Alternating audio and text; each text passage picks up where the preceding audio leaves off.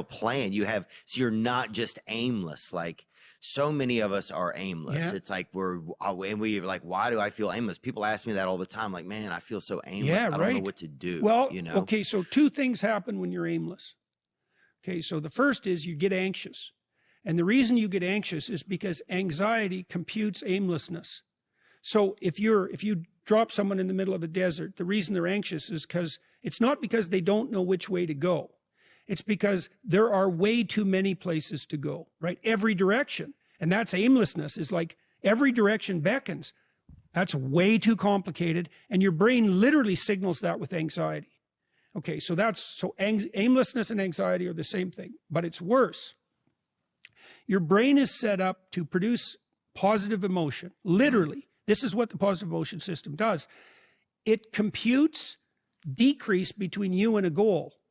So if you have a goal and you see that you've done something that moves you towards it, your brain produces a dopamine hit, and that makes you feel good, and it strengthens the neural circuits that moved you forward. It does both of those. That's reward and reinforcement. And what that means is if you don't have a goal, you have no positive emotion. And when people say, you know, they're aimless, they're partly telling you that they're anxious, but they're also telling you that they have no positive emotion. So then you say, well, what sort of goal should you have? Because that's the next question, right? And the answer to that is, well, ask yourself. And this future authoring program that I set up, it helps you do that. It's like, okay, here's the deal. Here's the deal. Maybe this isn't true, but maybe it is. You can have what you want in 5 years. But there's two conditions. You have to know what it is, and you have to aim at it, okay? Okay, so let's say you're willing to play that game. Might be wrong, because who knows, you're going to get run over by a bus tomorrow, but, you know, you're going to play the game. Okay, now the next step is, all right, you probably want to have an intimate relationship. Now, maybe not, but probably, but assuming you do, imagine, pretend like you're a kid. You get to have an intimate relationship. What does it look like? What does it look like when your wife greets you when you come home from work? What does your sex life look like, right?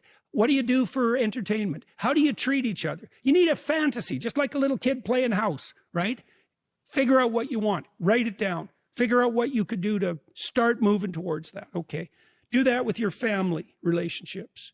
Do that with your friendships. Do that with your career. Do that with your education. Think about your misuse of alcohol and drugs and other things that might drag you down. If you want to drink, it's like, you want to be a bumbling Barney Gumble idiot? Like, you want to drink? Okay, what do you mean by that exactly? How often? How much is too much? How are you going to constrain that, and why? Develop a vision. And you have to do that in dialogue with yourself, right? It's like, if I could have what I wanted, what would satisfy me? And you might think, well, I could never get that. And I could say, well, maybe not, but I'll tell you one thing, man.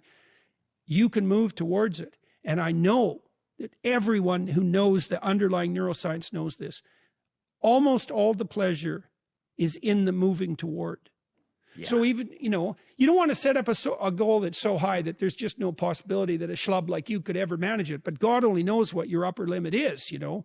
But if you set up a goal that you think is, you know, just on the edge of conceivability, then every time you move even a tiny bit towards that, you're going to think, good work, man, good work. You get a little kick from that. You get a little stronger from that.